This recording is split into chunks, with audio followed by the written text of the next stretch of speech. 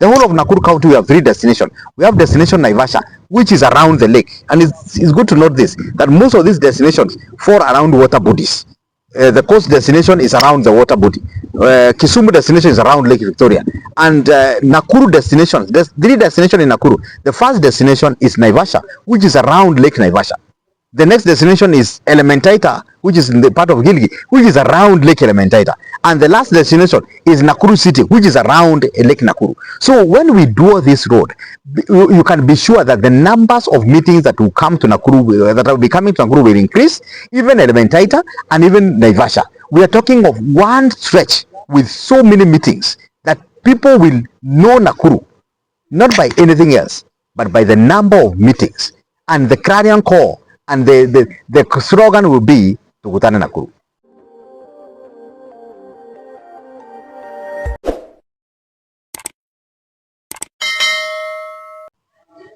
Okay, my name is David Mwangi. I chair the Nakuru County Tourism Association. I'm also chairing the marketing subcommittee of ASK Nakuru branch. And I am happy to be in Nakuru at such a time as this because Nakuru is not just a city. It's not just an urban center. Nakuru is one of the key cities and key urban centers in the country. Several factors support Nakuru, and several factors go for Nakuru. The first one is the centrality of this county, and more so this city of Nakuru. It is so central that you can easily access 37 counties, and this is something that I've done myself personally. You can easily access 37 counties and come back in the evening. You can leave Nakuru in the morning, you can come back in the evening. Nakuru also is so much cosmopolitan.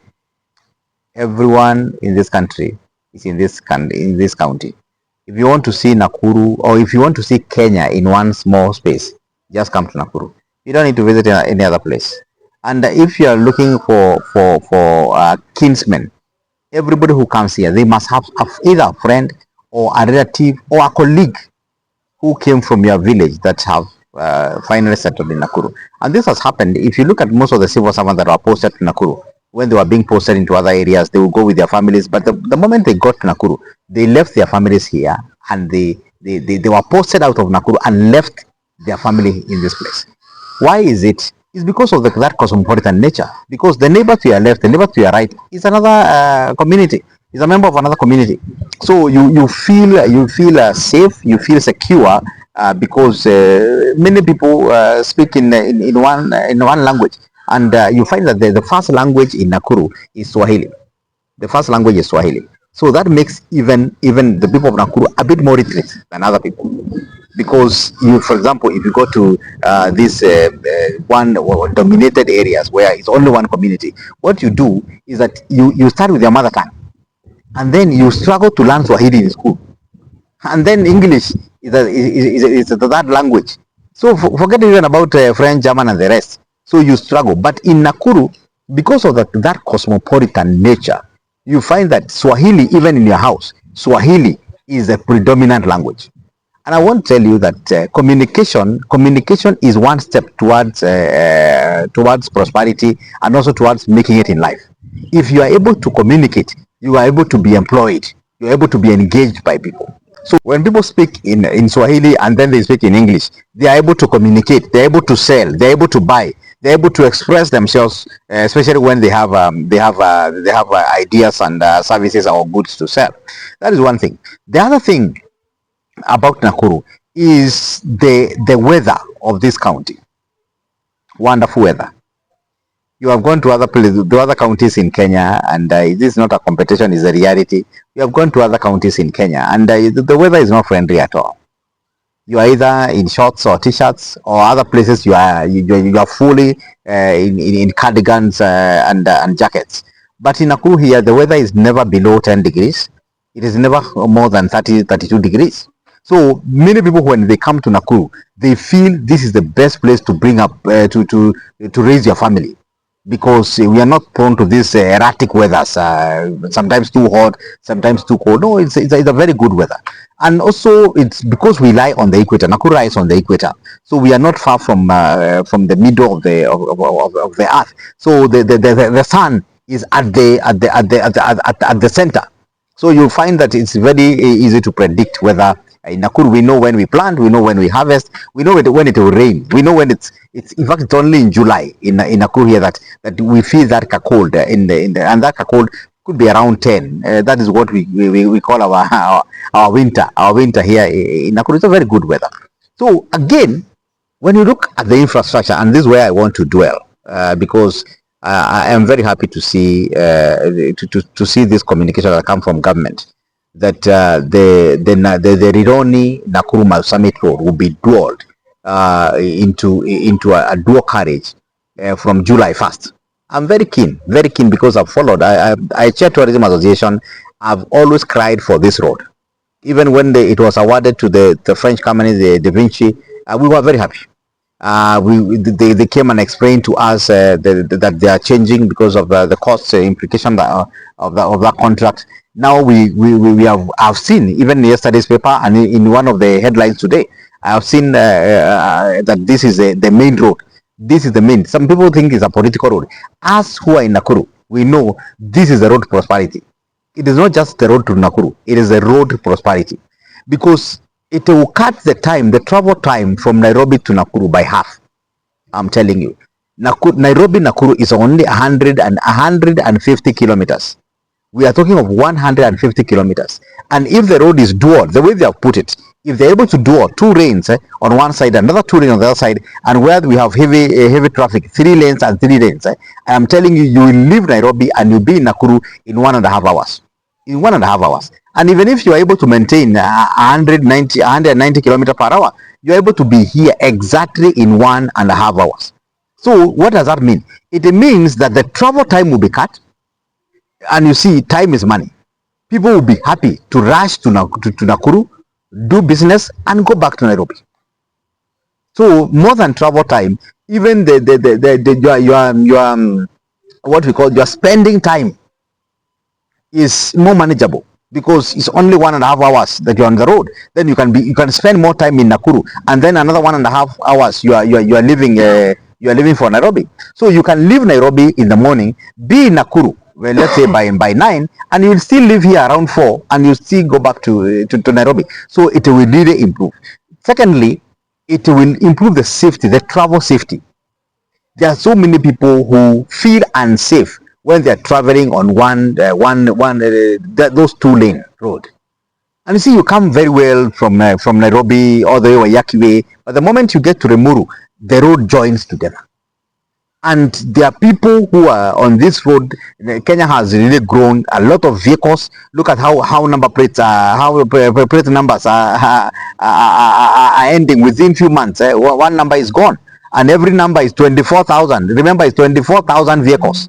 So a lot of vehicles are on this road. We are clogging the roads with vehicles, and the road is so narrow. So you find that people will not be very confident to come to Nakuru every now and then because of that. But the moment it's open, because it is more safer to travel. In fact, research has shown that we have less accident on dual carriage road and more accident on single lanes, on those the 2-lane roads. So it is important to know that people will gain confidence to come to Nakuru when we get this road. Again, that's why I said it's a road to prosperity. Because when you look at the towns from Rironi, you come to Remuru. From Remuru, you go to Ngarariga. From Ngarariga, you come to Uplands. From Uplands, you go to Kimende. From Kimende, you go to Kijabi. From Kijabi, you enter Nyandarua. The whole of that was in Kiambu. Then you enter Nyandarua. That's the story of the Soko Mpya. That Soko, all the way to the cliff towards now this place we call Kinungi. You join Nakuru there. So we still have that as a center. Then you come all the way to Naivasha. Naivasha now will grow. Then from Naivasha, come all the way to Gilgil. Gilgil will grow. From Gilgil, come to Kikope. Kikope, come to the New Kingdom City. and then from Kingdom City enter into Barnabas. Barnabas has become now the gate of Nakuru. It's like our own Kitengela. So you can imagine with this dualling of the road, all those urban centers will grow. Okay, they will grow in a way that many people would like to live there, work there, and visit big cities like Nairobi. So it will enhance. People coming to do business. It will also enhance people coming to dwell, and you can imagine the kind of properties that are being sold along this road. So we are going to have one artery from Nairobi all the way to Nakuru, where people are living on both sides. So another thing that I want to emphasize is that it will also encourage tourism investment, because people love Nakuru. Every major events happen in Nakuru. When we are talking of WRC Safari Rally, we competed with other three venues, but we won. It has been here now. Next year it will be the sixth year in Nakuru here. Why? It's because the weather is good. The people of Nakuru are hospitable people, and everybody feels good and happy to be in Nakuru. So there will be a lot of investment, a lot of tourism investment. Many people will be happy to come and invest, put up a hotel, put up a leisure place in Nakuru. And when we are talking of this, look at the number of activities that happen in Nakuru. Like now, here we are at ASK Nakuru Showground. We are here to see the progress of the planning of ASK show, which is coming from the 2nd to the 7th of July. And how many people come here? We receive around 100,000 people within 5 days who come to Nakuru. Now with the dualling of this road, this kind of an event will attract more people from Nairobi, from Kajiado, Nairobi, Kiambu, and even the environs. It's good to note that Nakuru borders 8 counties. It borders Nyandarua here. Orkalau is 36 kilometers from Nakuru here. That is from the city, 36 kilometers. It borders Laikipia here in Nyahururu. We are talking of less than 60 kilometers. It borders Baringo here, just after Kabarak, this area called Mogotio here in Baringo. It borders Kericho, just after Molo. It borders Bomet through this Keringet, this Keringet route, through the tea plantation. It also borders Kajiado, somewhere near Maimahio. It borders Kajiado, and then Narok. It also borders Narok. It also borders Kiambu, where I mentioned. So you can imagine Nakuru is very well positioned, and the dualling of this road, it is long overdue, and I'm very happy that it has come in our time. I really want to support the dualling of this road on behalf of the tourism stakeholders. We support the dualling of this road, and we know it will be a game changer. This is one game changer that will make generations after us happy that it happened in our time. Some people are complaining about the tolling for 30 years. As the chair of tourism, unaona kama is it favorable ama? Yeah, I think every good thing comes with a cost. And we have a very good example of Nairobi Expressway. When we don't have enough money to build our own, we can only go to PPP. And I really support this PPP because people have money, institutions have money, companies have money, and government does have money. Government has the will and the land and the plans to implement. So I believe it is good to go the PPP way if it's going to give us a good road. We have seen the expressway; it is working, but it's also important to leave a rein for what we call the taxpayers. Somebody who may not have money to pay for the toll, but they will be able. They would like to access another destination. It's good to leave now maybe the francs for people who don't have money to pay. But also it's good to notice and to mention here that sometimes there are some people who would live within their from your house to your workplace to your shopping to children's school. We should not charge the first few kilometers. It is my submission that we should give maybe around 20 30 kilometers for free.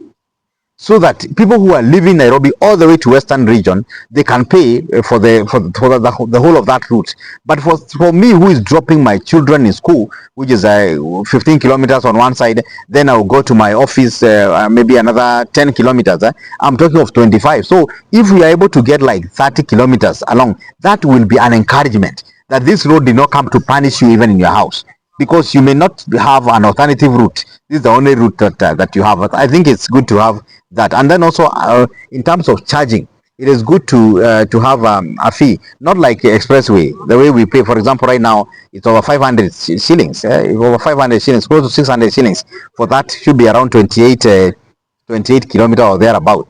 So there should, because this one is going to the villages, is going to the western side. I think it's good to consider a smaller fee for the toll. A destination is defined also by the traffic of people that goes toward that destination. The more the traffic, the more the area will grow, because people will feel that they want to settle and they want to spend more money in that place. For example, we did a research and we saw that and we established that around 400,000 people come to Nakuru every month to spend. 400,000 come to Nakuru to spend every month. I know with the dualling of this road, that those numbers will improve.